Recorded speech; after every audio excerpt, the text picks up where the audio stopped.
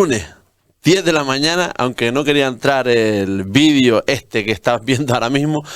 Un lunes más, despertando con Jesús. 3 de febrero, Pastor Alberto Ares, ¿qué tal? Buenos días. Buenos días, David, ¿qué tal? ¿Cómo estás? ¿Cómo estamos? Yo de maravilla, gracias a Dios, no me puedo quejar. ¿Y tú Gracias a Dios, estupendo, la verdad, Pastor. Me alegro, estupendo. me alegro. Bueno, antes de comenzar este culto, quiero hablarles un poco, porque sinceramente yo muchas veces a los comentarios pues no les hago caso, muchas veces a los comentarios malintencionados, a los comentarios que vienen a insultarme, muchas veces no les hago caso, pero sí que tengo que decir una cosa, y es la siguiente, y lo he dicho muchas veces. Este espacio de Despertando con Jesús nos reporta a Sur FM 0 euros, a la Iglesia del Pastor le reporta 0 euros. Es un espacio que hacemos gratuitamente por voluntad propia, y es un espacio que realizamos porque a mí me sale del bolo, por decirlo mal y claro. Y sinceramente lo hago porque confío ciegamente en el Pastor Alberto Ares, que lo hace porque le apasiona, porque es un enamorado del Señor, es un enamorado de la palabra, es un mensaje que Dios le ha dado a él para que dé al mundo su palabra, y sinceramente lo hago porque me sale del corazón y sinceramente me gusta. Y quiero dejar esto bien claro, porque hay comentarios malintencionados de que mira el coche que tiene el pastor, mira que se está haciendo de oro, mira que en Tenerife lo hizo, etcétera, etcétera. Y yo el coche que le veo al pastor es con el que trabaja. Pastor, no sé si quiere decir algo, porque yo sé que no sueles entrar en polémica, pero sinceramente me tocó la fibra el otro día el decir el coche que tiene el pastor, esto cuando yo el coche que le veo siempre es el que tiene aquí, y no hay que confundir con otras clases de ministerios tampoco. Exactamente, a mí mi pastor José Manuel Sierra me dio un consejo hace unos cuantos años atrás y me dijo: Alberto, que los halagos nunca te suban y que las críticas nunca te hundan. Entonces intento por todos los medios que las críticas no me afecten, no me hundan.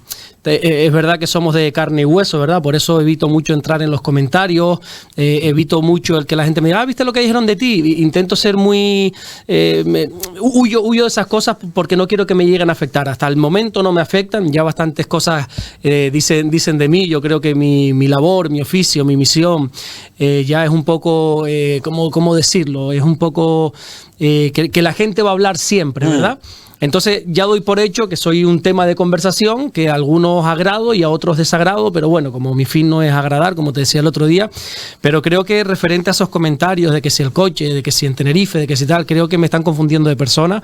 No soy yo esa persona de la que están hablando ahí, y efectivamente yo tengo un coche, una furgoneta de trabajo, una Berlingo, pero aunque tuviese un buen coche, o sea, al final es de mi trabajo. Yo siempre lo he dicho, yo soy pastor de vocación, pero mi sustento viene de mi trabajo con estas manitas que Dios me ha dado. ¿Y trabaja del aire? Del aire. Yo soy un pastor que vive del aire.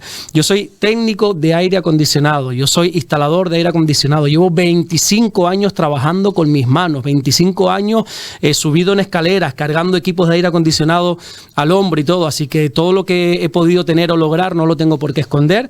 Pero vuelvo y repito, o sea, ando en una furgoneta de trabajo, y mi mujer, el coche que tiene, es un coche que mi padre nos ha tenido que prestar ahora porque no teníamos. El nuestro se estropeó y mi padre nos ha prestado, que bueno, más que prestado, yo creo que ya ese coche no lo va a volver a ver él, es un regalo, yo lo tomo así como un regalo, pero que vuelvo y repito, no me tengo que justificar de nada, porque hasta el último céntimo que tengo o que he podido ganar a lo largo de mi vida, creo que ha sido lícitamente, totalmente. Para terminar con esto, para opinar, véanse los vídeos completos, por favor, sobre todo, véanse los vídeos completos, lean los rótulos bien y entiendan también los mensajes, no se hagan, como digo yo, aunque suene mal en este espacio, pajas mentales.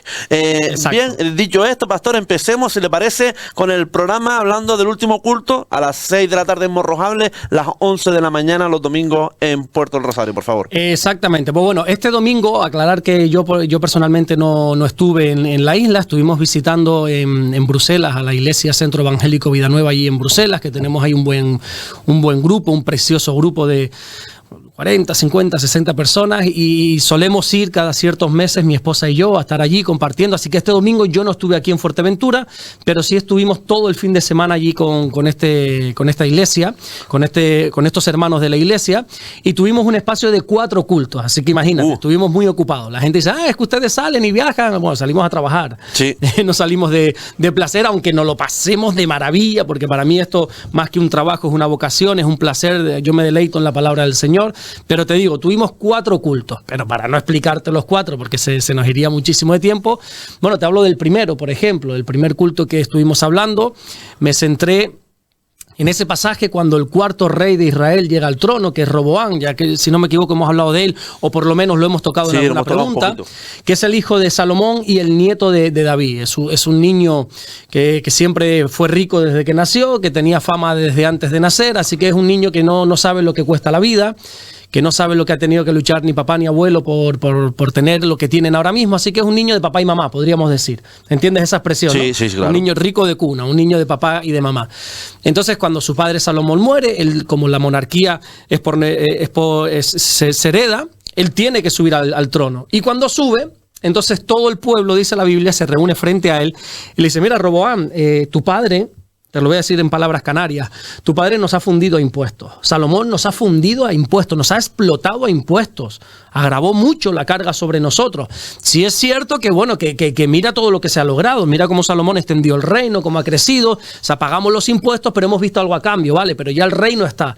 Entonces, Roboam, te pedimos a ti que por favor nos bajes los impuestos y si tú lo haces, te vamos a servir alegremente. Claro, es la primera decisión que tiene que tomar Roboam. ¿Qué hago? ¿Le bajo los impuestos al pueblo o no? Y entonces pide consejo, que la Biblia habla muy bien de los consejos. En la multitud de consejeros está la seguridad, dice la Biblia. Pregunta a los ancianos de la ciudad, a las personas con experiencia, y entonces los ancianos muy sabios le dicen a Roboam, mira, tienen razón. Bájale los impuestos, ya no hace falta cobrar tantos impuestos, ya el país está establecido, ya el trono, ya la monarquía, el país, la corona ya está bien posicionada. No es necesario seguir fundiendo de esta manera al pueblo a impuestos. Bájaselos y verás cómo ellos van a responder con amor. Ok, dice Roboam, pero bueno, voy a pedir un segundo tipo de consejos. Y se los pide a los jóvenes, a sus amigos de toda la vida, aquellas personas que no tienen mucha andadura en esta vida, ¿no? Claro, sus amigos le dicen, ¿cómo? ¿Que tú te vas a rebajar para quitarle impuestos? No, lo que tú les tienes que decir es que tú eres el rey y que tú mandas y que si tu padre le agravó con impuestos, tú se lo vas a duplicar. ¿A que no sabes qué consejo siguió? El de los jóvenes. El de los jóvenes. Era un necio totalmente y entonces se puso delante del pueblo y yo soy el rey y si mi padre te fundió impuestos yo los voy a duplicar y no sé cuánto y eso generó una división en el reino. Se fracturó por completo el reino, se le arruinó todo lo que siempre había soñado y entonces aproveché esta historia para transmitir ese mensaje, esa predicación de cómo un mal consejo nos puede arruinar la vida. Un mal consejo nos puede destrozar un matrimonio. Un mal consejo nos puede arruinar todo por lo que un día habíamos soñado. Y decía o quería resaltar el hecho de que no solamente me llamase la atención que Roboam siguiese este tipo de consejos, sino que, oye, que Roboam era hijo de Salomón, la persona más sabia que hubo en la tierra, lógicamente después de nuestro Señor Jesucristo. Era la persona más sabia, Salomón. Qué buenos consejos seguro que le tuvo que dar su padre. Pero es que era el nieto de David, del rey David, un hombre espléndido, un hombre que consiguió cosas tremendas, todo lo cuenta la historia bíblica. Y ahí aproveché para centrarme en el último consejo que David dio. Ese consejo en el lecho de muerte. Un consejo que David dio cuando ya estaba a punto de morir y antes de partir decide tener una conversación con su hijo Salomón y le da un consejo. Este consejo que se encuentra en la Biblia le dice, esfuérzate, sé hombre y anda en los caminos del Señor. Amén. Ese fue el último gran consejo de David. Imagínate David, un hombre que con tantas victorias a sus espaldas, un hombre de guerra, un hombre que ha conseguido logros como ningún otro y que el último consejo de su vida sea ese, esfuérzate, sé hombre y anda en los caminos del Señor. Y desglosé un poquito ese último gran consejo, como lo titulé Consejos del Cielo, titulé esa predicación. Qué bonito. El esfuerzo, la Biblia habla desde Génesis hasta Apocalipsis del esfuerzo, tenemos que esforzarnos, esfuérzate y sé valiente, le dijo Dios a un soldado. Siempre la Biblia nos llama al esfuerzo. Nosotros siempre nos centramos en los frutos, en los resultados, pero Dios bendice el esfuerzo, no tanto los resultados. Si tú te has esforzado y no has logrado lo que querías, Dios te va a bendecir igual, porque lo que Dios quiere es que seamos hombres esforzados, hombres y mujeres esforzados. Luego me metí en un tema un poco polémico. Digo polémico no por lo que dije, porque yo lo tengo claro, sino por la cultura en la que nos movemos. Este 2025 confuso, este 2025 polarizado, que parece como que tenemos que estar en una posición o en otra y no nos podemos entender. Parece que como si estoy aquí no puedo compartir nada de los que están aquí. Eso para mí es una idiotez, perdón por la palabra. Es algo anormal totalmente, no tiene sentido. Y entonces toqué el tema de ese gran consejo de David a su hijo cuando le dijo, sé un hombre. Y yo hacía esta pregunta, ¿qué es ser un hombre? Si yo te hiciese esa pregunta a ti, David, ¿qué es ser un hombre?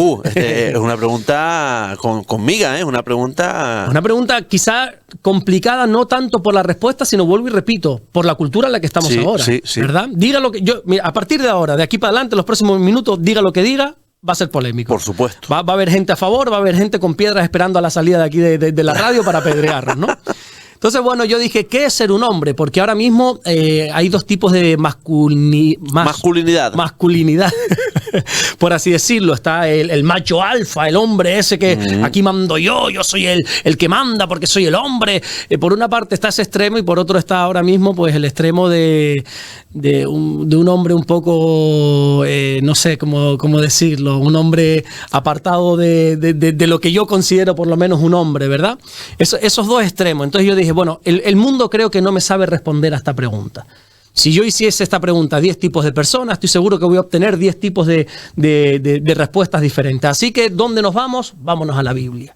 ¿Qué dice la Biblia de qué es ser un hombre? Y hablaba, ¿no?, de cuando el apóstol Pablo le escribía a los Efesios en el capítulo 5, explicaba lo que es ser un hombre. Decía, el hombre es la cabeza. El hombre es de cabeza, no tanto de autoridad habla, sino cabeza significa origen. El hombre es el origen. El hombre tiene que entregarse a la mujer, que servir a la mujer. Hoy en día, en esta cultura de machismo, parece como que la mujer está subordinada al hombre, como que la mujer está sometida al hombre, como que la mujer solo sirve para procrear y servir y darle placer al hombre. Y la Biblia no habla de eso en absoluto. La Biblia lo que habla es que el hombre tiene que ser cabeza de la mujer, así como Cristo es cabeza de la iglesia. Amén. Y cuando Cristo, que es cabeza de la iglesia, es la autoridad de la iglesia, y estudiamos la vida de Cristo, lo que nos damos cuenta es que Jesús se entregó por la iglesia, hasta la muerte. Jesús sirvió a la iglesia. Jesús era el origen, era la cabeza, bueno, es la cabeza de la iglesia, pero no usó esa autoridad para enseñorearse de la iglesia, sino para servirla, a fin de presentársela a sí mismo sin mancha, dice la Biblia. Entonces, partiendo de esta explicación de la Biblia, ¿qué es un hombre? Un hombre es aquel que cuida de su esposa, que la protege y que la sirve, si fuese necesario, hasta la muerte. Eso es ser un hombre. Y luego cuando le dice David a Salomón, esfuérzate, es un hombre y sigue en los caminos del Señor. Qué gran consejo, ¿no? Que alguien te pueda decir, sigue en los caminos del Señor, vive tu santidad, asegúrate de vivir apartado del pecado y asegúrate de que siempre este libro, esta palabra de Dios sea tu estandarte, sea tu luz que te guíe en medio de la oscuridad. Bueno, en definitiva, hablé de esos consejos que el cielo nos da. Qué bonito, la verdad, muy, muy bonito y edificante, sinceramente. Pastor, si le parece, empezamos con las preguntas. Venga, perfecto. ¿Sí? Si me ven con el ojo así medio lloroso, no es que esté llorando, que esté triste, todo lo contrario, estoy contentísimo, pero algo me ha entrado, no sé, llevo ya un buen rato ahí que me pica el ojo. Solo para aclarar. Es la emoción del programa. No es que David me esté dando por debajo de la mesa y me esté haciendo llorar, no. Si le parece, empezamos por esta pregunta en la cual me siento curiosidad, sinceramente. Moisés mató a un egipcio, pero ¿cómo fue ese capítulo, pastor? Sí, señor. Moisés mató a una persona. Parece como que nosotros los personajes bíblicos los idealizamos, sí, los idolatramos. Sí. No tanto como idolatrar, bueno, algunos pueden ser que sí, de hecho lo hacen, pero sí como que los ponemos en un lugar como diciendo, oh, Moisés, el libertador. Y sí, eso no le vamos a quitar mérito. Pero la Biblia tiene una curiosidad, una particularidad, que es que no oculta el error de las personas. La Biblia habla de los grandes logros de David, pero te muestra sus errores. David se equivocó en un momento de su vida, y otros tantos fallos. La Biblia habla de Pedro como un hombre que consiguió lo que consiguió, que fue uno de los pilares de la iglesia, cómo se levantó y predicó, y sus hazañas, y cómo caminó sobre las aguas. Pero no nos oculta el peor momento de su vida, que es cuando negó al Señor 3 veces. La Biblia habla de muchos personajes, pero también no oculta esa debilidad del ser humano, porque tenemos que entender que todos tenemos debilidades. Y Moisés era así. Moisés, bueno, fue un hebreo, nació en la cultura hebrea, pero en un tiempo cuando los hebreos estaban sometidos al imperio egipcio. Los hebreos habían acudido a Egipto. Esto es una larga historia que para refugiarse en un momento de hambre, y todo era bueno, todo era placer en ese momento, pero al final el faraón de Egipto, que tenía favor con el pueblo de Dios, muere, y el que viene tras él no quiere tener ningún favor con los hebreos, así que los esclaviza y los empieza a usar como una mano de obra barata, bueno, ni siquiera una mano de obra barata, sino como esclavos, trabaja por sustento únicamente. Y entonces los egipcios se dan cuenta que los hebreos empiezan a crecer, se empiezan a multiplicar, empiezan de lo que habían sido un grupito de personas que habían venido a algún lugar en busca de refugio, se habían multiplicado y ahora eran decenas y cientos de miles de hebreos, así que los egipcios dicen, uy, tengamos cuidado con esta gente. No vaya a ser que algún enemigo venga contra nosotros, los hebreos se alíen con ese enemigo, y son muchos, y nos hundan, nos aniquilen. Así que, ¿qué medida toman los egipcios? La peor que se puede tomar es, a partir de ahora vamos a matar a todos los bebés varones. Vamos a asegurarnos que de aquí a X años, a unos cuantos años, esta descendencia pare. O sea, es abrumador como ha crecido. No, vamos a eliminarlos. No vamos a matar a los adultos, pero sí vamos a matar a los varones que nazcan. Y así hicieron. Empiezan a matar a todos los bebés varones. Pero resulta que nace Moisés, y dice la Biblia que los padres lo vieron hermoso. Claro, ¿qué padre no ve a su hijo hermoso? Yo he visto a bebés que a veces digo... ¿Cómo decirlo, no? Que vas y tú dices, bueno, pues... Qué simpático. Qué simpático, ¿no? Vamos a decirlo así, qué simpático, porque bonito no es. Pero un padre siempre ve hermoso a sus hijos. Pero esa palabra hermoso no habla de belleza, sino hermoso es que habían visto algo especial en él. Había una profecía dada desde el Edén de que iba a venir un Salvador. Los hebreos sabían que tendría que venir un Mesías, un Salvador. Y cada vez que nacía un niño era como una esperanza de, ¿y si es este? ¿Y si este es el Salvador? ¿Y si este es el Mesías prometido? Así que los padres lo que hicieron fue guardarlo. Lo guardaron, no lo vamos a matar, no lo vamos a entregar, lo vamos a guardar porque puede ser que este sea el Salvador. De hecho lo fue, no el Salvador que esperaban, pero sí el Salvador que lo salvaría del imperio egipcio. Claro, llega un momento, dice la Biblia, como a los 3 meses, que ya no lo podían ocultar. Era imposible. Porque sabes que un niño llora, sabes que un niño, bueno, era imposible ocultar al bebé, así que los padres no tuvieron más remedio que decir, tenemos que entregar a nuestro hijo. Pero en una última esperanza de decir no lo queremos matar, ¿qué hicieron? Le construyeron como una arquita, una cestita, y la pusieron en el río Nilo. Claro, en el río Nilo con los cocodrilos, con las corrientes y con todo iba a durar segundos. Pero bueno, así lo hicieron. Lo pusieron ahí en el río Nilo, y a que no sabes que quién estaba allí casualmente en ese río, la hija de Faraón. Y vio una cesta pasar con un niño y dice, ¡ay, un niño! Tráemelo para acá. Y lo trajo y dice, a este niño lo quiero criar yo. Fíjate cómo las cosas del Señor, lo quiero criar yo. Claro, un niño tan pequeño, todavía tenían que darle el pecho, así que llamaron a la madre, y la madre de Moisés crió a Moisés en Egipto. Y Moisés, por eso se le conoce como el príncipe de Egipto. Él creció en el palacio de Egipto con Faraón, y él era un hombre importante, pero siempre supo que era hebreo. Él sabía cuáles eran sus orígenes, sus raíces. Él sabía que papá y mamá eran hebreos. Él sabía que sus hermanos no eran esos egipcios ricachones que vivían en palacio, sino los esclavos que estaban allí trabajando.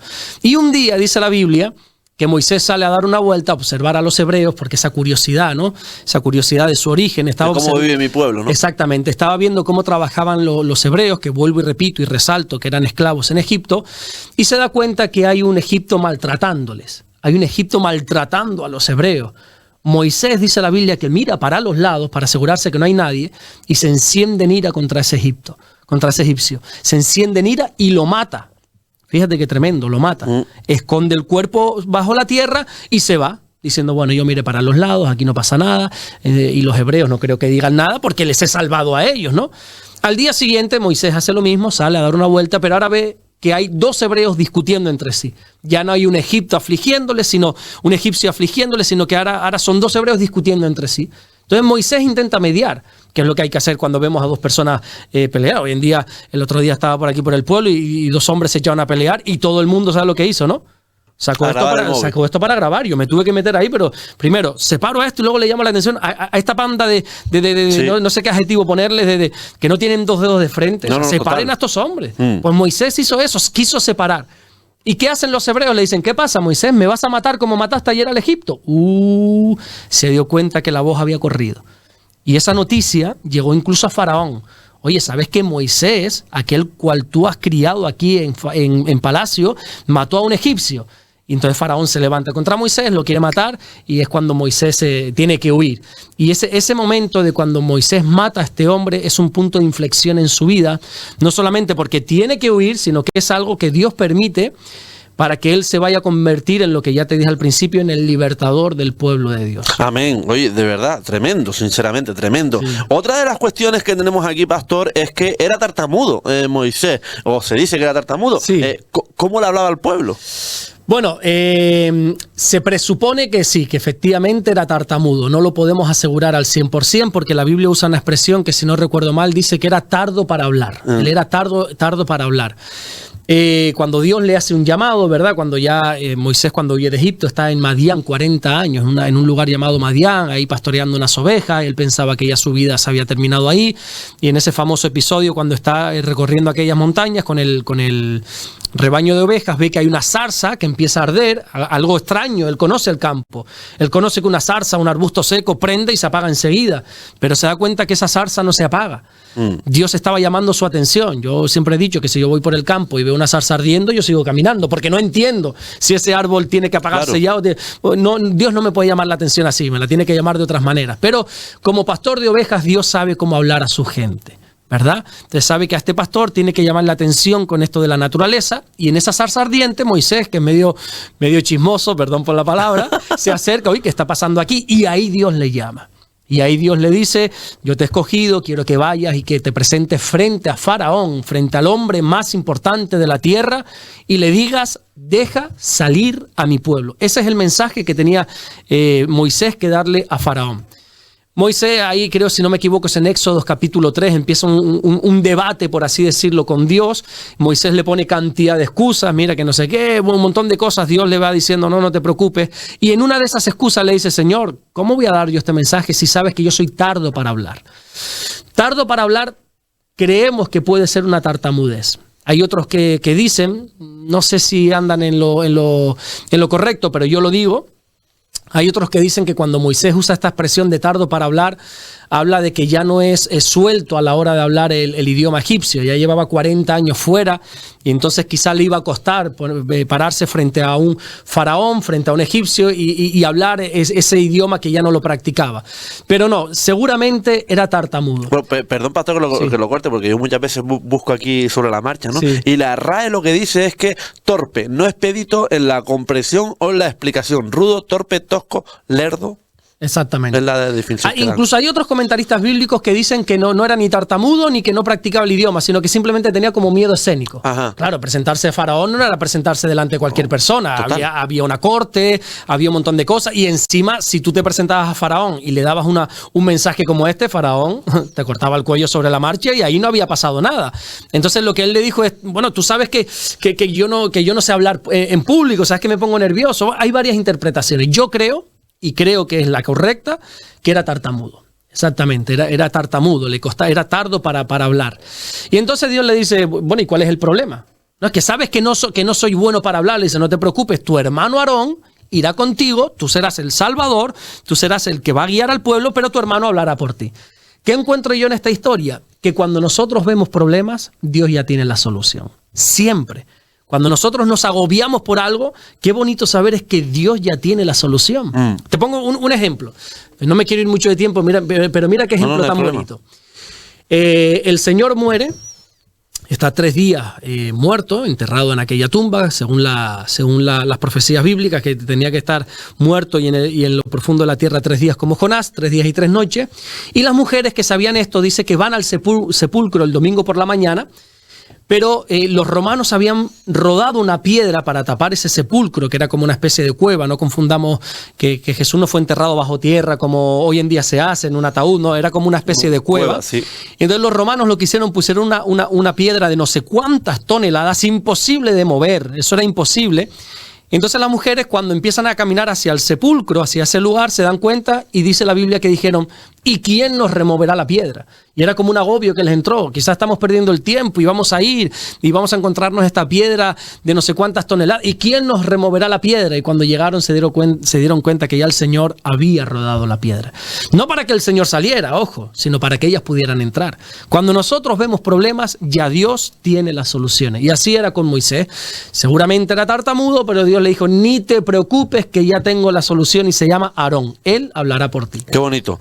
Hay quien también gobernó siendo rey y sacerdote al mismo tiempo, pastor. Sí, algo totalmente inusual en la Biblia. No era posible esto, pero hubo un hombre llamado Melquisedec, que exactamente así fue. Él como rey también fue sacerdote. Entendamos que en la cultura hebrea los israelitas tenían totalmente separados estrictamente estas labores. El rey era rey, se tenía que dedicar a la corona, y el sacerdote era sacerdote. No se podían mezclar, no se podían combinar estas labores. Por ejemplo, los reyes venían de una tribu. No sé si te he hablado alguna vez de las tribus de Israel, de las 12 tribus. No, todavía creo que no. Pues algún día, Dios mediante, sí. si Dios sigue abriendo puertas para compartir, algún día te hablo de ella. Bueno, los reyes venían de una tribu que se llama la tribu de Judá, ¿verdad? Judá, alabanza, venían de ahí venía el rey David, toda su descendencia. Los levitas también eran una de las tribus, ¿no? Exactamente, los levitas que vienen de la tribu de Leví. Pues de ahí, de la tribu de Leví, sí sabes, se te va pegando algo. De la tribu de Leví vienen los sacerdotes. De hecho, hay un libro en la Biblia que para muchos es aburrido, para mí es fascinante. Incluso hace como 10 o 15 años hice un estudio de este libro llamado Levítico. Es precioso. Levítico, un libro donde Dios quiere establecer unas normas para que un pueblo pecador pueda acercarse a Él como Dios santo. Apasionante. Bueno, entonces los reyes venían de la tribu de Judá, los sacerdotes venían de la tribu de Leví, cada uno tenía sus posiciones y sus roles bien afirmados. De hecho, creo, si no me equivoco, que hubo un rey, ahora no recuerdo su nombre, que intentó hacer funciones sacerdotales y acabó enfermo de lepra sobre la marcha. Pero hay un hombre que se llama Melquisedec, que es bastante extraña su historia, es bastante llamativa, porque no se le menciona una genealogía, no se sabe mucho de él, pero sí dice que era rey y sacerdote. Y ocurren varias cosas en su vida que todo apunta, esto ocurre en el Antiguo Testamento, todo apunta a que era como una especie de aparición de Jesús en el Antiguo Testamento. Es lo que nosotros conocemos en teología como una teofanía, una aparición del Señor en el Antiguo Testamento. Y es este personaje muy llamativo, muy digno de estudiar, que se llama Melquisedec. Qué bueno, sí. Sinceramente. Pastor, ¿qué día, creo que es así la pregunta, déjenme ustedes mirar, cuál fue el día que descendió el Espíritu Santo? Mucha gente también ha preguntado en los canales que hablemos muchas veces del Espíritu Santo, etcétera, etcétera, pero ¿qué día fue el que descendió el Espíritu Santo? Bueno, el Espíritu Santo ha estado desde el principio en la tierra. De hecho, en el primer capítulo, en los primeros versículos de la Biblia, en Génesis, dice que cuando Dios creó los cielos y la tierra, dice, y el Espíritu de Dios se movía sobre la faz de la tierra. Siempre ha estado. Ahora bien, el Espíritu de Dios, el Espíritu Santo, el Ruach HaKodesh, como se dice en el original, el Espíritu Santo, solo se manifestaba, por así decirlo, en 3 tipos de personas. Hablando en el Antiguo Testamento, en la era de la ley, solo se manifestaban 3 tipos de personas. En reyes y en momentos puntuales que necesitasen, en reyes, en profetas y en sacerdotes. Solamente el Espíritu de Dios se iba a manifestar en tu vida si eras un rey, un profeta o un sacerdote. Un profeta un tanto desconocido llamado Joel profetizó una vez, que tiene un libro en la Biblia, el profeta Joel, profetizó una vez, si no me equivoco, en el capítulo 2, versículo 28, que un día Dios iba a derramar su espíritu sobre toda carne, sobre toda persona. Claro, esto era algo novedoso para el pueblo de Dios. ¿Cómo es posible que ahora lo que solo es para reyes, profetas y sacerdotes vaya a estar en todos nosotros? Y efectivamente, así sucedió. Te voy a poner un poquito en contexto, no me voy a ir del tema, pero ahora retomamos. Los hebreos, los judíos, recordemos que la Biblia está escrita en un contexto judío y para entenderla y para sacarle toda la riqueza tenemos que entender la cultura judía. Tienen 3 fiestas principales, la Pascua, el Pentecostés y los tabernáculos. Todo judío de cualquier parte del mundo tenía que subir a Jerusalén a celebrar esta fiesta. En la Pascua era donde recordaban la libertad, de cómo Moisés libertó al pueblo de Dios y todo esto, y comían un cordero, aquel cordero que la sangre del cordero los libró. Bueno, en definitiva, que casualmente es cuando muere Jesús. No tiene nada de casualidad, es algo divino esto. Jesús muere en la Pascua y 50 días después se celebraba lo que se conoce como el día del Pentecostés, el Shavuot, se le conoce en hebreo. ¿Qué se celebra ahí? Bueno, hay dos tipos de celebraciones. Primero recordaban cuando Dios le dio la Torá, la ley, la palabra a Moisés, pero también era el inicio de la cosecha. Para esas fechas era cuando, si no me equivoco, es a finales de abril, más o menos. Lo que pasa es que el calendario judío o el calendario hebreo y el gregoriano no tienen muchas similitudes. Pero en definitiva, era la primera cosecha. Ellos celebraban que Dios este año nos va a dar la primera gran cosecha. Y entonces estaban, dice la Biblia en Hechos capítulo 1 y Hechos capítulo 2, que estaban en Jerusalén en ese momento cantidad de personas de todas las naciones bajo el cielo estaban reunidas en el día del Pentecostés, en el día de la fiesta de la semana, que también se le conoce, 50 días después de la Pascua, para celebrar la primera cosecha, las primicias de esa fiesta. Y ahí entonces, cuando Jesús muere, que está 3 días muerto, resucita, está unos cuantos días con sus discípulos, 40 días con sus discípulos, y apareciéndose a unas cuantas personas, les dice algo. No se vayan de Jerusalén hasta que no haya venido el Espíritu Santo. Él le dijo, yo me voy. De hecho, asciende, dice la Biblia, asciende a los cielos, una nube lo cubrió. Pero ustedes no se vayan de Jerusalén hasta que no venga sobre ustedes la promesa del Padre, hasta que no venga sobre ustedes el Espíritu Santo. Claro, las cosas en Jerusalén estaban muy complicadas. A través de la muerte y la resurrección de Jesús, los romanos se habían puesto ahí como chinos, perdón por la expresión, se habían enfadado, habían empezado a perseguir a la iglesia. Así que Jesús les estaba pidiendo algo muy difícil: permanezcan en Jerusalén. Sí, ya, Señor, pero estamos siendo perseguidos, si nos encuentran nos matan. Y él le dijo, permanezcan en Jerusalén hasta que el Espíritu Santo no haya venido. Bueno, resulta que empiezan a pasar los días, nada ocurre, pero el día del Pentecostés hay 120 discípulos reunidos en un lugar que nosotros vamos a conocer como el aposento alto, así se denomina. Estaban allí reunidos, orando, estaban unánimes todos juntos, dice la Biblia, y de repente se escucha un viento recio, un viento violento, con ímpetu, no quiero decir con furia, pero sí fuerte, un viento fuerte, y de repente allí se cumple lo que Joel había profetizado siglos atrás. Ese Espíritu Santo que estaba solo para reyes, profetas y sacerdotes, ahora es derramado sobre toda carne. Ahora es derramado sobre todos aquellos 120 discípulos que allí estaban reunidos. Se les apareció como unas lenguas de fuego, empezaron a hablar en nuevas lenguas, y todos los que estaban alrededor. Recuerda que Dios usó este día específico porque allí estaban naciones de todo el mundo. Era una fiesta obligatoria para que todos los judíos de todo el mundo se reuniesen. Allí había miles y miles de personas y todos se quedan, wow, ¿qué está sucediendo? Algunos entienden que es un mover de Dios, otros incluso dicen, estos son unos borrachos que están aquí hablando tonterías, dicen, ¿no? Y ahí es derramado el Espíritu Santo sobre todos los que allí estaban. Y esto nos enseña que ahora el Espíritu de Dios está para todos. Ahí es cuando, déjame usar esta expresión, es cuando arrancan los motores de la iglesia por primera vez, y aquel cobarde que semanas atrás negó a Jesús, ahora dice la Biblia, y puesto en pie, Pedro, hablando de Pedro, puesto en pie, empezó a predicar valientemente a toda aquella multitud. Hace unos días atrás estaba avergonzando de Jesús frente a unas personas, pero ahora, lleno del Espíritu de Dios, es valiente para predicarle a no sé cuántas miles de personas. Y esa predicación hizo, si no recuerdo mal, 3,000 personas recibiesen a Jesús en su corazón. Amén, qué bonito. Sí. Oiga, pastor, hay una canción que habla de Pentecostés, si no me equivoco, o algunas canciones en la iglesia. Hay unas cuantas, no sé exactamente, ¿verdad?, a cuál te refieres, pero sí, para nosotros Pentecostés es algo simbólico, es algo que recordamos como Dios envió a su Espíritu Santo para que estuviese en nosotros, no sobre nosotros, sino en nosotros. Ahora, los creyentes, aquellos que hemos recibido a Jesús, aquellos que creemos que Jesús murió y resucitó por nosotros, podemos decir claramente que el Espíritu de Dios está en nuestro interior.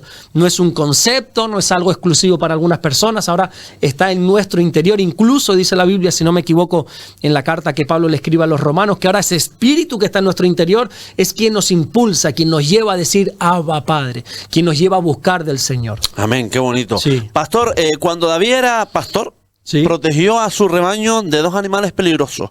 ¿Cuáles eran? Exactamente, los leones y los osos. Dice la Biblia que en un momento cuando había unos enemigos de Israel, que eran los filisteos, archienemigos de Israel, los filisteos, el Antiguo Testamento está lleno de batallitas entre estos dos, pero en un momento dado había un hombre muy alto, la Biblia habla de una persona muy alta llamada Goliat, está demostrado que en la antigüedad había personas, no gigantes, pero sí personas más altas, y había un guerrero filisteo llamado Goliat, que dice que tenía atemorizado a todo el ejército de Israel, uno de los mejores ejércitos del mundo, le gusta a quien le guste, uno de los más preparados, que ha tenido victorias cuanto quieras, pero resulta que ahora un solo hombre los tiene atemorizados. Y este hombre salía todos los días al campo de batalla a decir, venga, peleen conmigo. ¿Y qué hacía el ejército de Israel? Se atemorizaba. Cuando David, que como tú bien has dicho, era pastor de ovejas, no, ni siquiera cualificaba para ser un soldado y entrar en el ejército, pero se acerca por ahí a ver qué está pasando y se da cuenta y dice, pero ¿y qué hacen ustedes atemorizados? No, es que aquel gigante me lo cargo yo, dice él. ¿Cómo que te lo cargas tú? Pero si tú eres un niño, hombre. Y entonces el rey Saúl tiene que intervenir y intentar entrar en razón a este joven que quiere enfrentarse a un gigante. Y le dice, David, vamos a ver una cosa, David. No sé qué pajaritos preñados tienes tú en la cabeza, pero por favor, no. Y entonces David le dice algo muy curioso. Dice, mira, ¿sabes qué? Mi padre, por alguna razón, me ha confiado su rebaño de ovejas. Y yo, si a mí tú me confías algo, yo lo voy a defender a capa y espada. Y entonces dice la Biblia, si no me equivoco, en el primer libro de Samuel, capítulo 17, que tiene una conversación David con Saúl y le dice, cuando yo era pastor de ovejas y mi padre me había puesto al cuidado de estas ovejas y venía un oso o un león y atrapaba con su boca a mis ovejas, dice, ay, mi madre, yo salía tras ese animal y yo lo despedazaba y yo lo mataba porque yo tenía que cuidar lo que el padre me ha dado. Y esa fidelidad al rebaño que el padre le había confiado le dio tanto poder y tanta autoridad que David salió a pelear con ese gigante que tenía atemorizado a todo un pueblo, y dice la historia bíblica que con una piedra, con una honda, ¿sabes? Esta herramienta de guerra antigua, con una honda se la tiró, le atravesó un casco y lo mató, y allí cayó Goliat. Pero esta historia que él dijo que había peleado fue así, diciéndole al rey, no te preocupes, que si yo he matado a leones, he matado a osos con mis propias manos para defender lo que es de mi padre. Y a mí me enseña esta historia, entre otras muchísimas cosas, que cuando uno es fiel en lo poco, Dios lo coloca sobre mucho. David fue fiel en ese pequeño rebaño de ovejas que su padre le confió. Y Dios, viendo esa fidelidad en lo poco, lo puso sobre mucho, lo puso como el rey. Amén, qué bonito. Sí. Bueno, también Dios usó a Pedro para resucitar a una mujer. ¿A quién y cómo fue, pastor? Bueno, efectivamente, qué bonito lo que has aclarado, porque muchas veces dice la gente, no, es que Pedro resucitó a una mujer. No, fue Dios a través de Pedro, fue Dios usando a Pedro. La Biblia dice que nosotros somos meros colaboradores, somos instrumentos, ¿verdad? Por ejemplo, antes te decía que yo soy instalador de aire acondicionado. Yo cuando uso una herramienta, por ejemplo un taladro, y me hago valer de él para poder trabajar, el taladro no ha instalado la máquina, la he instalado yo soy el instalador. Esto es una herramienta. Así somos nosotros en las manos de Dios. Dios es el artífice de todo, Dios es el que se tiene que llevar toda la gloria y todo el mérito de absolutamente todo. Entonces, amén, es Dios resucitando a una mujer, usando en este caso la vida de Pedro, ¿verdad? Esta mujer se llamaba Tabita, si no recuerdo mal, Dorcas, ese es el nombre que también se le da en la Biblia, Dorcas, y era una mujer que dice que abundaba en buenas obras. Era una mujer de estas mujeres que su vida es para entregarse a los demás, para ayudar al necesitado. Una mujer que tenía un talento, al parecer, para la costura, para fabricar vestidos, y no lo hacía para lucrarse, sino para ayudar a los necesitados. Te falta ropa, ¿no? Tranquila que Dorcas te va a hacer una camisa, tranquila que Dorcas te hace un pantalón, tranquila que Dorcas te hace un vestido. Y así vivía esta mujer, y un día muere. No se nos dan los motivos, no se nos dice que estaba enferma o no sabemos si fue por viejita. Lo cierto es que muere. Y Pedro casualmente estaba a pocos kilómetros en otra ciudad, estaba predicando el mensaje de la palabra del Señor en otro lugar, y de repente unos discípulos de allí de la ciudad de Jope, de donde era esta mujer, por cierto, creo que es la única a la que la Biblia la denomina como discípula, en femenino, salen de Jope corriendo en busca de Pedro y le dicen, Pedro, que ha muerto nuestra hermana Dorcas, por favor, ven y haz algo. Pedro deja todo lo que está haciendo, va, porque le han pedido ayuda, va corriendo hacia la ciudad de Jope, y allí cuando entra se da cuenta que hay un montón de gente llorando, un montón de mujeres llorando, pero el recibimiento, mira qué bonito esto, porque cuando él llega ahí a la casa, no solamente ve lamentaciones, ve tristeza, ve lloro, sino que muchas personas se acercaron a Pedro mostrándole las prendas de Dorcas, diciendo, mira, ¿por qué te hemos mandado a llamar? Acaba de morir, no es cualquier persona, es una mujer que nos ha ayudado mucho. Entonces le enseñaron las prendas. Y yo una vez que hace años prediqué de esta mujer, la resurrección de Dorcas, creo que se titulaba el mensaje, decía, ¿cómo se te va a recordar a ti? ¿Qué se va a poder enseñar una vez tú mueras? ¿Qué se va a poder decir de ti? ¿Cuál va a ser el resumen de tu vida? Qué bonito que de esta mujer lo que quisieron resaltar son sus buenas obras. Pedro, haz algo porque mira a esta mujer, le enseñaron, había evidencias físicas de que era una buena mujer. Mira, no es lo que decía, es lo que hacía Pedro. Sí. Y entonces Pedro manda a salir a todos de aquella habitación y se queda solo. Y uno dice, bueno, ¿y por qué mandó a sacar a todos? Primero porque a veces el mucho ruido nos saca de la dirección de Dios, pero lo más importante es que Pedro quiso quedarse en soledad con Dios. Se quiso quedar en intimidad. Tanto es así que dice la Biblia en Hechos capítulo 9, que es donde aparece esta historia, que Pedro allí en soledad se arrodilló y oró. Y en esa intimidad, en esa comunión que Pedro está teniendo con el Padre, le da el poder para que Dorcas resucite. Y uno dice, bueno, ¿y por qué? ¿Por qué a Dorcas la resucitó y a otro no, por ejemplo? Bueno, solo Dios sabe. Solo Dios sabe por qué permitió que Dorcas fuera resucitada, pero lo bonito de esta historia es que dice que mucha gente cuando descubrió que Dorcas había resucitado, creyeron en el nombre de Jesús. Amén. Su resurrección trajo mucha vida para muchas personas. Cuando estaba haciendo esta pregunta, yo había puesto Pedro resucitó, pero sinceramente me vino, digo, no fue Pedro, fue Dios quien usó a Pedro. Qué bonito, sí, exactamente, fue Dios quien usó a Pedro. Todo lo que un discípulo haga y logre, es Dios obrando a través de nosotros, ¿verdad? Hay un caso que parece que en una iglesia, si no recuerdo mal, era la iglesia de Corintio, estaban teniendo divisiones porque le querían dar mérito a un pastor o a otro, a Apolos o a Pablo, y entonces Pablo llega un momento y dice, pero vamos a ver, ¿qué tontería es esta? Apolos plantó, yo regué, pero aquí el crecimiento lo da Dios, dice Pablo. Aquí el que se tiene que llevar toda la gloria es Dios y no nos podemos salir de eso. Es Dios quien hace absolutamente todo, pero nosotros somos meros instrumentos en sus manos, somos colaboradores. Amén, qué bonito. Bueno, yo creo que en el día de hoy la última pregunta va a ser esta porque yo creo que vamos para recorrido y es la Torre de Babel, pastor. La Torre de Babel. Yo creo que esta pregunta da para bastante, ¿eh? Sí, la Torre de Babel es una de las historias más fascinantes del Antiguo Testamento, que levantan más preguntas. Y bueno, ahí sale en Génesis capítulo 11, dice la Biblia que después del diluvio, ¿sabes esta historia del diluvio? Sí, ¿verdad? Dios creó a Adán y a Eva, pero era un desastre eso, así que todo el mundo se empezó a corromper. Dios pone sus ojos en Noé, le hace construir un arca, viene un diluvio, se acaba todo y vuelven a empezar. Y en Génesis capítulo 9, Dios le dice a Noé y a sus descendientes, le dice, fructificaos y llenar la tierra. Ahora son ustedes solos, pero la misión que ustedes tienen es llenar esta tierra. Van pasando los años y los años, pero parece que la gente se quedó en el mismo sitio. No obedeció a la voz de Dios. Y qué peligroso es eso, ¿verdad? Hoy parece que está de moda ser un rebelde a la Biblia, ser un rebelde a lo que Dios dice, que cada uno haga lo que bien le parezca, pero las consecuencias siempre vienen. El libre albedrío, ¿no? El libre albedrío, que algunos lo ven como una bendición, yo lo veo como un castigo. Esa libertad que tenemos, porque esa libertad nos puede llevar a como mucha gente vive hoy separados de Dios. ¡Ah, qué bendición que soy libre! Yo si me diesen a escoger preferiría no tener esa libertad y que Dios me tuviese atado en corto y que por nada me pudiese apartar de Él. Que no tuviésemos esa libertad, ya, pero tampoco tengo la ocasión para caer. En definitiva, Dios les dice, no me tires la lengua, David, porque si no... En definitiva, Dios le dice, tienen que llenar toda la tierra, ellos se quedan y de repente, como la tendencia del ser humano siempre es hacia el mal, se reúne todas aquellas personas que estaban poblando la tierra y digamos y deciden, oye, ¿por qué no hacemos una construcción? ¿Por qué no hacemos una torre que nos lleve hasta el cielo y que nos dé un nombre, que nos dé fama, que nos dé poder, decían ellos?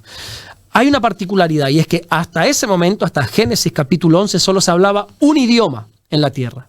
¿Cuál es ese idioma? Te estarás preguntando, ¿verdad? Sí. No está la respuesta, no lo sabemos. Me quedé ya con la duda, ¿eh? A mí me encantaría saberlo. Algunos dicen que el arameo. No sabemos. Lo cierto es que solo había un idioma. Entonces todos los seres humanos se pusieron de acuerdo. Exactamente. Ellos se entendían perfectamente. De hecho, Babel significa confusión. Se reúnen, vamos a hacer una torre que llegue hasta el cielo y que nos dé un nombre. Esto habla del orgullo. La torre de Babel representa a vamos a demostrar que podemos vivir sin Dios. ¿Y que le dé un nombre para qué? Pregunto. Para ser famoso. Ajá. Porque ahora soy el importante. Ya Dios no es importante. Ya Dios está anticuado, David. Ya Dios pasó de moda. Eso era para nuestros abuelos. El ir a la iglesia, el consagrarse era para nuestros abuelos. Vamos a edificar una torre y a vivir como queramos. Vamos venga y bebamos y comamos y hagamos lo que nos dé la gana. El mensaje actual, ¿verdad? Sí, sí. Bueno, este no es tan actual, no es tan moderno como algunos dicen. Esto tiene más milenios que otra cosa. Y ahí en Babel, miles y miles de años atrás, tuvieron ese mismo pensamiento. Parece que alguien, el político de turno, se levantó y soltó esta perla y qué bueno, sí, vivamos sin Dios. Está bien, dijo el Señor. Y miró esto. Dios no se enfada con lo que estaban haciendo, porque al final quieres levantar un muro, levántalo, haz lo que bien te dé la gana, hombre. Sino que dice que miró las intenciones del corazón. Y se da cuenta que en el corazón de ellos había orgullo, había altivez, y por el bien de ellos, no porque Dios tenga que defender su nombre, faltaría más, hombre, sino que por el bien de ellos lo que hace es que los confunde. Fíjate, Dios no les derribó la obra, Dios no tiró los ladrillos, no, yo no quiero esto, no, constrúyelo si quieres, pero por tu bien, dice que derramó esos idiomas, los confundió con idiomas. No sé si ahí empezó a hablar inglés, francés, no sé, ¿no? Algo chistoso. No sabemos los idiomas que ahí se crearon, pero de repente aquellos que se entendían dejaron de entenderse. Que eso es lo que pasa cuando se vive sin Dios. Parece como que todo está bien sin Dios. Tranquilo, que esto es una bomba de relojería.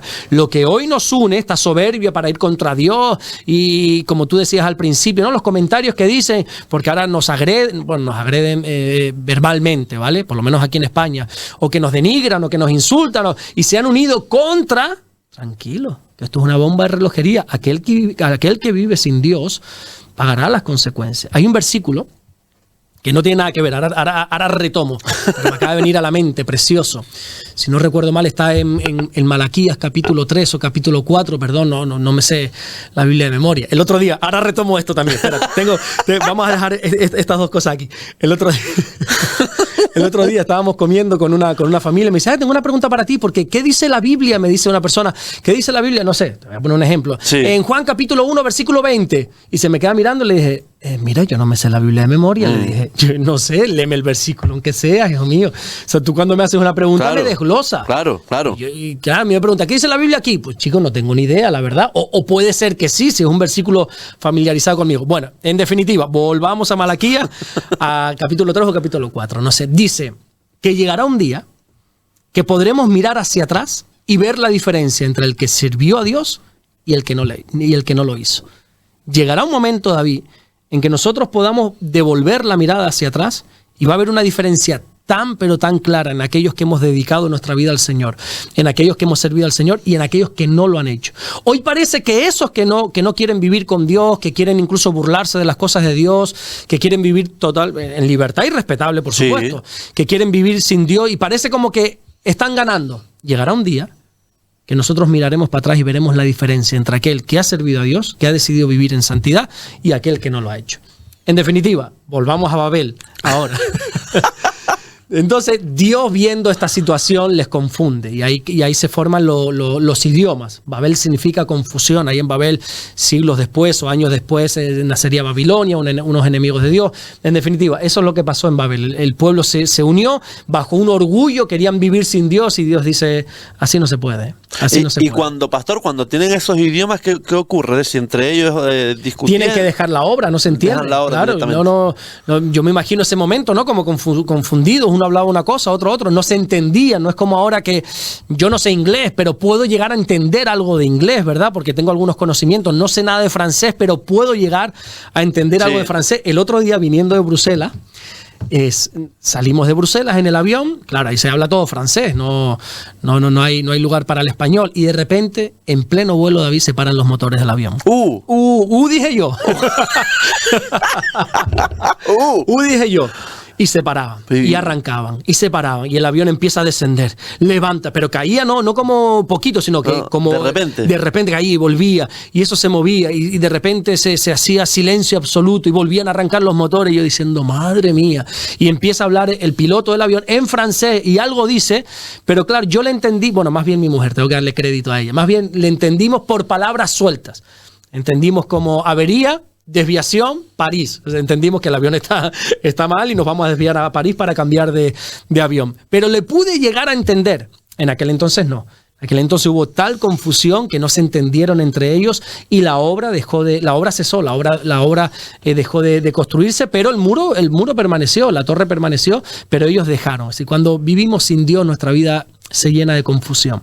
Parece que hay todo claridad, parece que todo es bueno, pero una vida sin Dios es una vida llena de confusiones.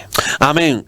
Otra de las cuestiones, y creo que es la última que tengo por hoy, personajes bíblicos. Hemos hablado hoy de Moisés, hablemos de Josué, el ayudante de Moisés. Exactamente, el siervo de Moisés, el ayudante de Moisés. Bueno, realmente Josué era un soldado. Él no se llamaba Josué, él se llamaba Oseas. Lo que pasa es que Dios le cambió el nombre a Josué, que por cierto es el mismo nombre en original que Jesús, Yeshua, se llamaba así, el libertador. Y él era un militar que se convierte en el siervo de Moisés, como tú bien has dicho. Cuando Moisés muere, él fue un fiel siervo de Moisés. De hecho, la Biblia lo denomina así. Siempre me ha llamado la atención que dice Moisés, siervo de Dios, Josué, siervo de Moisés. Sin embargo, Josué servía al Señor también, pero a través de Moisés. Cuando Moisés muere, entonces Dios pone al frente a Josué.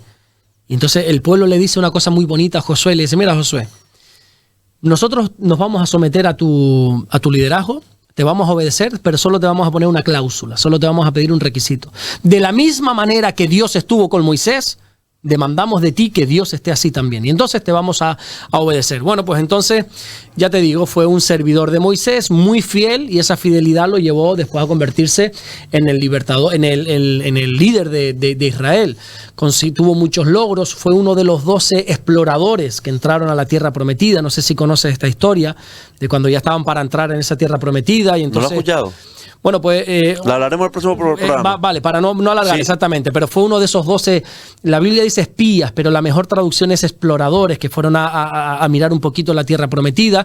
Y bueno, la próxima semana hablamos de eso. Fue uno de esos 12. Cuando se puso al frente tuvo grandes conquistas. Por ejemplo, fue el que introdujo al pueblo de Dios en Canaán. No fue Moisés. Cuando Moisés liberta al pueblo, los iba a llevar por el desierto para introducir en la tierra prometida. Pero no fue Moisés. Fue Josué quien los introdujo. Moisés se quedó sin entrar. ¿Sabes por qué? Por su mal carácter. Moisés, a pesar de que era un hombre íntegro, un hombre que hacía las cosas bien, tenía un mal carácter que no veas. Y Dios le dijo, mira, sí, no, ya se acabó. Mira la tierra prometida, la ves, sí, la verás, pero no entrarás. Ay. Sí, fue una cosa tremenda porque en un momento dado... Y después de 40 años, ¿no? Y después de 40 años, sí. Tú estudias la vida de Moisés, es una vida de enfado. Bueno, la propia muerte del egipcio, ¿no? Esa ira, esa, ¡ay, te mato! Y luego en un momento dado sucede una cosa en el pueblo que Moisés se enciende, se enfada y Dios le dice, ey, Moisés, tranquilo, háblale a la roca para que dé agua, porque el pueblo quería agua. Pero Moisés enfadado ni habló ni nada, coge una vara y le empieza a golpear a la roca, ¿no? Y ese enfado dijo, Dios, no, mira, yo así, con gente así no puedo trabajar. Y entonces no le dejó entrar en la tierra prometida, y fue Josué quien entró al pueblo a la tierra prometida. Fue Josué el que repartió la tierra prometida a las 12 tribus de Israel. Fue Josué el que conquistó los muros de Jericó. Fue Josué el que en una pelea, si no recuerdo mal, contra los gabaonitas, ya termino, pues ya estamos en hora, ¿no? Sí, 53 minutos. 53 minutos, 30 segundos más y termino. Voy a hablar un poco más rápido.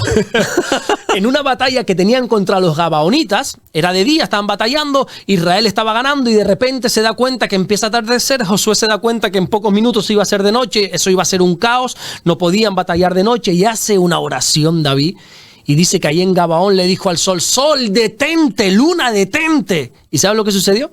Que se detuvo el sol. Se detuvo el sol para que pudiesen seguir peleando. Dios detuvo el sol por la oración de una persona. Amén. Y vencieron a los gabaonitas y se hicieron con ese territorio. Bueno, en definitiva, Josué era un hombre íntegro, un hombre de oración, un hombre de guerra, pero un hombre sobre todo fiel.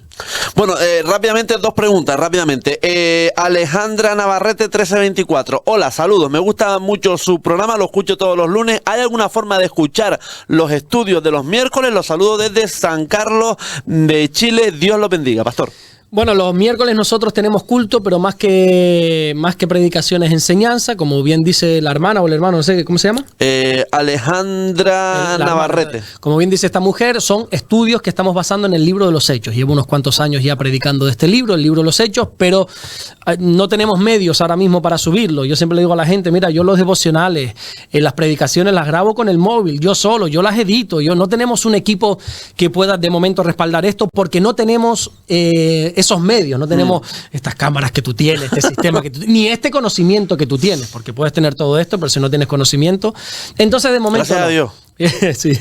Entonces de momento no. A mí me gustaría en un futuro no muy lejano empezar también a grabar, pero es que no puedo, no tengo los medios necesarios ahora mismo y ahora mismo de momento no, pero no se preocupen porque tengo todo bien archivado y algún día pues si tengo tiempo me pondré a grabar todos estos estudios también para el canal de YouTube. Rápidamente, yo creo que esta la vamos a dejar para la semana que viene. Dice: feliz y bendecido día, Pastor Alberto y hermano David. Gracias, hermano David, por el espacio dado a la palabra de Dios en su programa Despertando con Jesús. Una pregunta: ¿por qué nunca se menciona el nombre de la madre de David?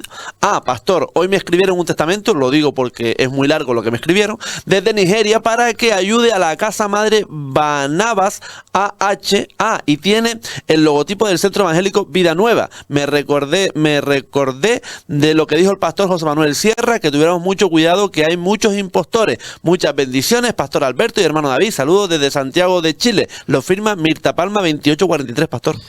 Bueno, hay dos aclaraciones. Lo primero es que efectivamente ahora mismo como el Ministerio Centro Evangélico Vida Nueva ha crecido muchísimo, es muy reconocido en el mundo entero, pues la gente pues están los buenos y están los malos, los que se quieren aprovechar del trabajo de otros. Entonces ahora pues hay mucha gente que se pone el logotipo de la iglesia y pide dinero y hace, ¿verdad? Nada tiene que ver. Desde aquí vuelvo a repetir lo que siempre hemos dicho: Centro Evangélico Vida Nueva no pide dinero.